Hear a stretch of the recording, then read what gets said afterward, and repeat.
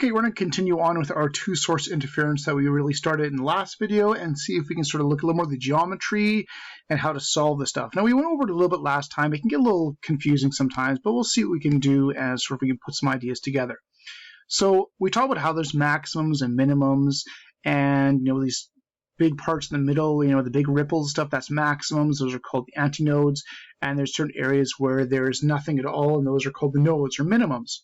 So let's sort of look at how this works a little bit. Now I'm going to take a location. I'm going to take a location right here. Okay. Now that's at a maximum location, no doubt about it.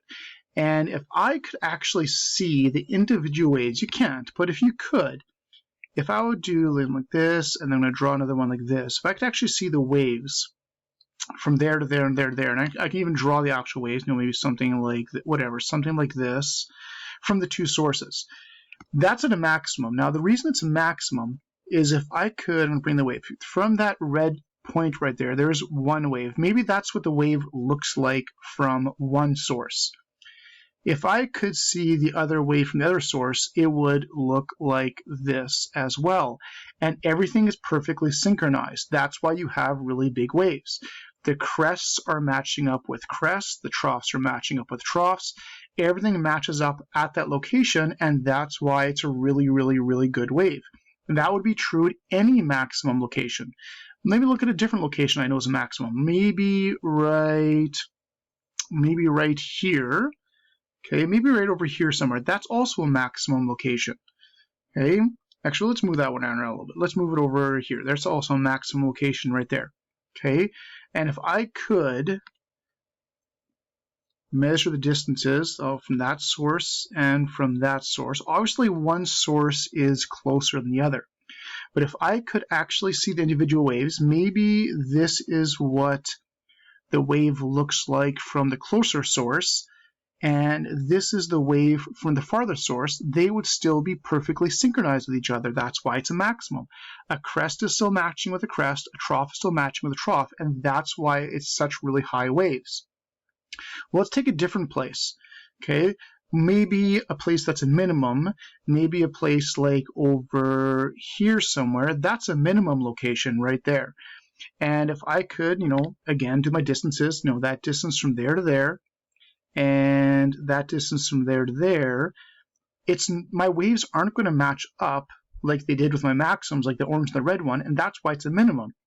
If I could see the waves, maybe this is the wave from the top source, the further one, and maybe this is the wave from the bottom one. They are not going to match up like this. Crests and troughs are not matching up. It must look something like this, where instead of crest on crest, I've got crest on trough, cancels. Trough on crest, cancels. That's what it would look like at this location. So it's kind of interesting how this type of thing actually works. These guys, the orange guys up here, your wavelengths, these guys actually match. These guys over here, the wavelengths match. And that's why both of these guys are maximums, because their wavelengths are perfectly matching, crest on crest, trough and trough. Even if I would take the red one, or the orange, let's do the orange one, it's a little bit easier to grab over here. Even if I moved it over, like this, it would still match crest on crest. So I can actually move this one wavelength either way, or two wavelengths, or three wavelengths. As long as I move it a full wavelength, it's going to be a perfect match. So the wavelengths match, you get a maximum every single time. This little light purple guy doesn't work that way. Here, down there, the wavelengths don't match. Okay, that's why this is not a mix, it's a minimum. Okay, this is why that right there is going to be a minimum. Okay, because again, if I would move this, this is what it would be. If it was perfectly matched like this, that'd be a maximum, but it's not a maximum. It's been moved over, but it hasn't been moved over a whole wavelength. It's been moved over half a wavelength. So you shift it by half a wavelength, you get a minimum. So this guy is a half wavelength off, so to speak, and that's what makes it a minimum. So when you can have different distances, that's fine. But if the distances are bigger or smaller by 1 wavelength, 2 wavelengths, 3 wavelengths, they will still match. If the distance is a half wavelength off, that's a minimum. And that's how you can determine whether or not a point is going to be a maximum or minimum based on the orientation. Okay, so I'm going to sort of show you how this works a little bit. So to solve this type of question, to figure out if good waves, bad waves, there's a couple things you got to ask yourself. One is, how many wavelengths away from the sources? Like, how many wavelengths are you away from one source or the other source? And you got to compare them. So how many wavelengths away you are from the sources, that's important. And then you have to compare those wavelengths. Do they actually match up? Are they synchronized? So let's sort of show you how this would actually work. Suppose we have the situation here. Let's use this one right here.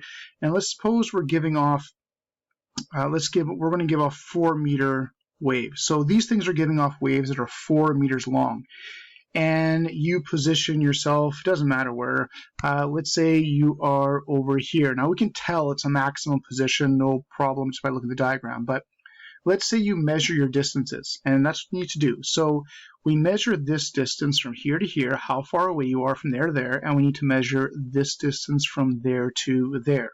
Okay, so suppose I measure those distances, and this is often called source 1, and be source 2, doesn't matter. From source 1, let's say that you are 16 meters away from source number 1, and suppose from source number 2, you are 24 meters away. Okay, now you want to figure out how many wavelengths actually match up nicely. So let's see. What we want to do is we want to find out, obviously source 2 is further away. And if we do that, 24 take away 16 is 8 meters. So 1 is 8 meters farther. Now, what I need to know is if those waves go that extra 8 meters, will they actually match after an extra 8 meter distance? That's what I want to know. Well, let's find out. I have an 8 meter extra distance. I have 4 meter long waves. Let's see if they would fit. If I do that 8 meters and I divide it by the 4 meter wavelength from right there, I can find out that it's actually 2 wavelengths farther. If it's exactly 2 wavelengths farther, it's going to perfectly match up, and that's why that's going to be a maximum. It's going to be perfectly synchronized. The crest is going to move an extra 2 crests along and still be perfectly synchronized. So this is going to be perfect. This is exactly 2. That's going to be a maximum. Okay, so let's look mathematically what we did here. In order to solve this, the first thing we did is we took our 2 distances and we subtracted them. That's what we want to do. We want to take those 2 distances and we want to subtract them. And that's what gave us the 8. Then what we wanted to do is find out how many waves fit in that difference. And that's right here. We divided that by the 4 meter wavelength. And then we find out what we get. And that's exactly how you do the calculation for something like this. Okay, so let's work with this a little bit. Let's clean this up.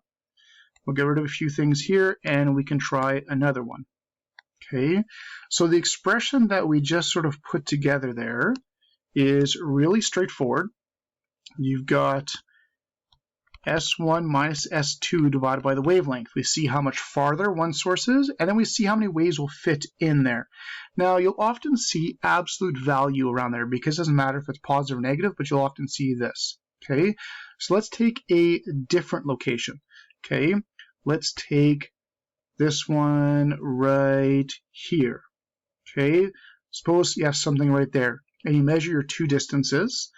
So we measure this distance, and we measure this distance. And I'll just write right on here. Suppose we measure this distance. This is going to be, well, let's make up numbers, doesn't make any difference. Let's say that is 7 meters, and this one here is 15 meters. Now I want to know what kind of waves I'm going to get. Well, I do the same thing I did before. I will do the 15 take away 7. I subtract those two, and I'll divide it by the wavelength of 4 meters. So 8 take away 7, or 4, 15 take away 7, of course, is 8 divided by 4. It's 2 wavelengths difference, which once again would mean that it's going to be a maximum. Okay, so that's sort of the key. What you want is to get integers at 1 wavelength, 2 wavelengths, 0 wavelengths, 5 wavelengths, 50 wavelengths difference. Then you're going to have a maximum. So if this value right here, if you get any kind of integer, this is going to give you a maximum. Okay, so let's try a different location. Let's try something that's not going to be a maximum. Maybe I go over here, way over here, that far one right there. And I'll do the same type thing. I'm going to measure a couple distances, maybe something like that. I measure this distance over here, like that, and I try and figure things out. Okay, so maybe I measure those 2 distances. Maybe this one over here, it's a lot farther. Let's say this is 32 meter distance, and I do another one over there, and I find out that this is 38 meters distance. All right, so I'll do the same thing. I'll do my S1 minus S2 divided by the wavelength. So I've got 32 take away 38. It doesn't matter what order they're in, take the absolute value anyway, and I'll divide it by the 4 meters. So absolute value of the numerator, of course, is 6.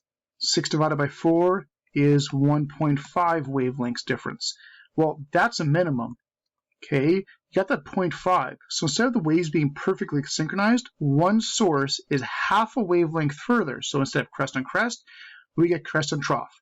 So if this gives you an integer plus a half, then this is going to be a minimum. So it's all about finding out, do you get an integer, do you get a whole number, do you get a half, what do you get?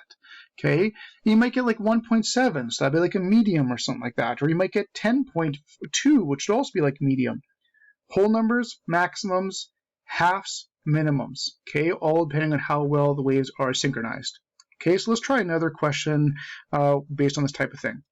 Okay, so let's try this. Here we got 2 speakers giving off 240 hertz sound waves. For some reason, we got a pig and a dog. Although it looks a little more like a monkey than a dog, but whatever.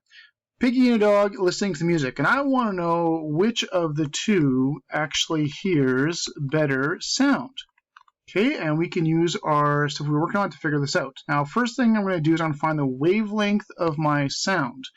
And wavelength, of course, is speed divided by frequency, and I've got the frequency. And if you remember, speed of sound is around 340. So if I calculate my wavelength of my sound waves, that'll come in handy. And this will give me about 1.42 meters for my wavelength. Okay. So now that I know my wavelength, I can use my S1 expression and S2 expression that we used for the previous stuff to figure out what's the quality of each location. So first, I'll start with the pig.